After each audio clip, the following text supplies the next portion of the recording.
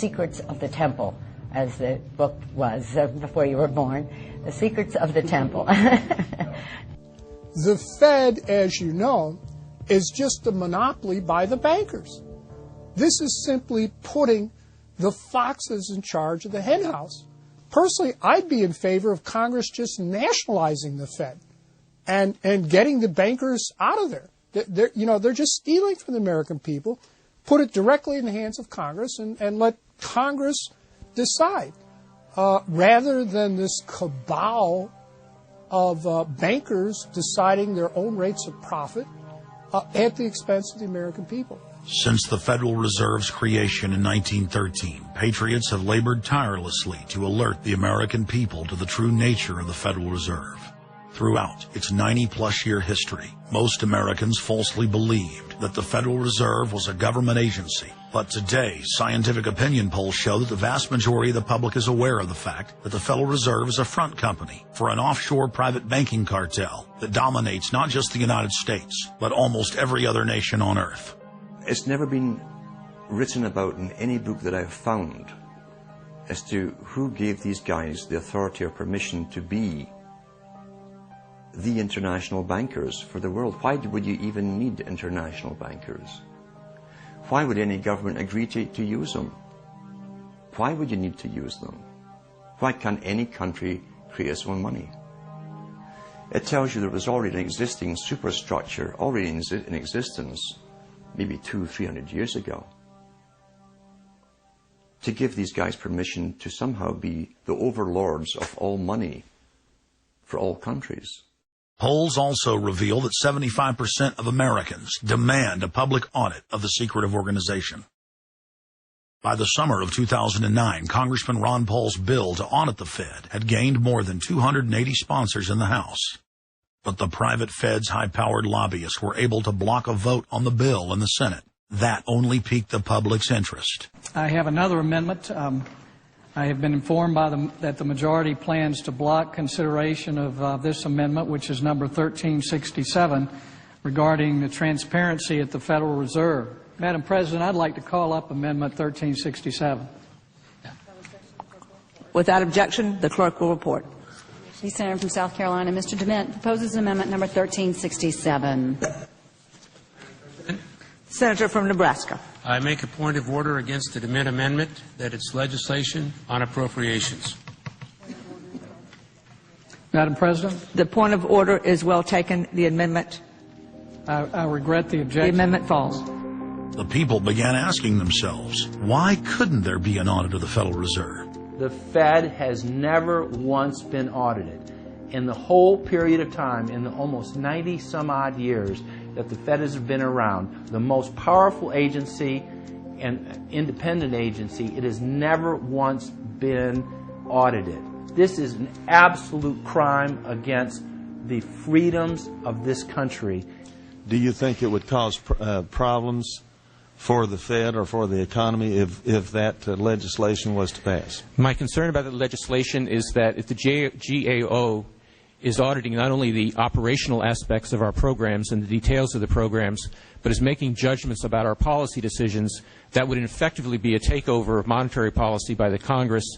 Is that your position, that this bill, if it were to be passed, would interfere directly with interest rates, setting interest rates? If we were to raise interest rates at a meeting and someone in the Congress didn't like that and said, I want the GAO to audit that decision, wouldn't that be viewed as an interference? I wouldn't think so. This is just reviewing it, and you can do what you want. The Federal Reserve has never been subjected to an outside audit. And if you audit them, it's very likely that Greenspan, Bernanke, and Volcker might all go to jail. It was announced earlier today, that there will be a hearing on H.R. 1207, the bill to audit the Federal Reserve Bank. This will be the first independent audit in the Federal Reserve's 96-year history, and it's long overdue.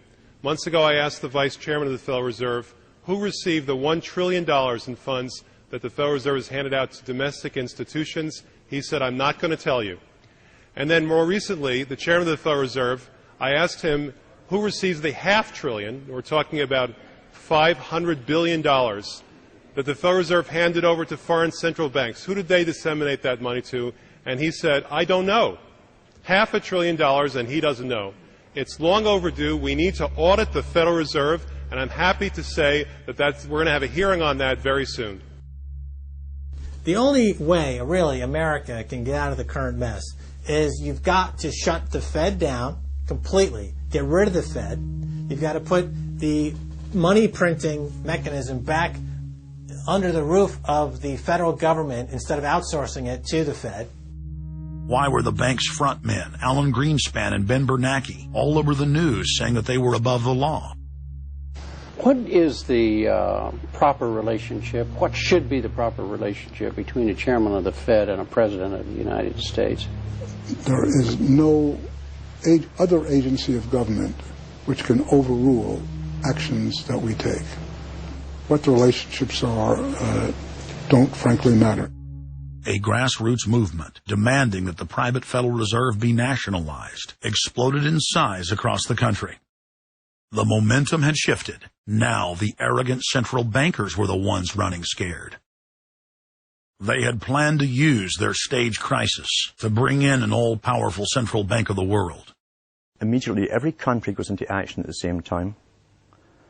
The International Monetary Fund is mentioned at the G20 meeting. They say that it must be brought to its full power, and we need a Bretton Woods Part 2 for world taxation. What is global government? For decades, the media denied it existed. But now they're saying, oh yes, there's going to be a global government, a new bank of the world, and we're going to pay our carbon taxes to it. What is it? It's nothing more than a private, hostile, corporate takeover of every sovereign nation on earth. And then when you look at the philosophy of these global corporate chieftains, it is one of domination of the poor, domination of the population. It is a view that human life just isn't cheap. No, human life is a negative. And so no matter what they do, they have the rationale that it's in the greater interest to get rid of more human lives. They are so arrogant and they're so sure of themselves. They're saying, yes, we created the European Union. We created the Euro. And these are from the people of the Bilderberg. We are going to create a world bank. We're going to create a world government. They're saying it out loud and clearly.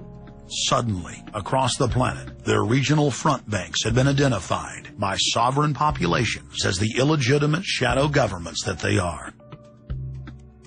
The controllers had moved too quickly and revealed their hand. Populations around the globe were seeing through the establishment's facade, past the puppet governments, and to the global architects that were pulling their strings. Where are the American people? Why have they lost their dignity? What is stopping them from speaking out? Why have they become little mice that follow Pied Pipers? How can they look up to these pathetic politicians? Go sit down. I have a question for this young man. He has the right to be represented. I'm his father, and I want to talk to you face to face. Shut the door. I'm not a lobbyist with all kind of money to stuff in your pocket so that you can cheat the citizens of this country. So I'll leave, and you can do whatever the hell you please to do. One day God's going to stand before you, and He's going to judge you and the rest of your damn cronies up on the hill. And then you will get your just desserts.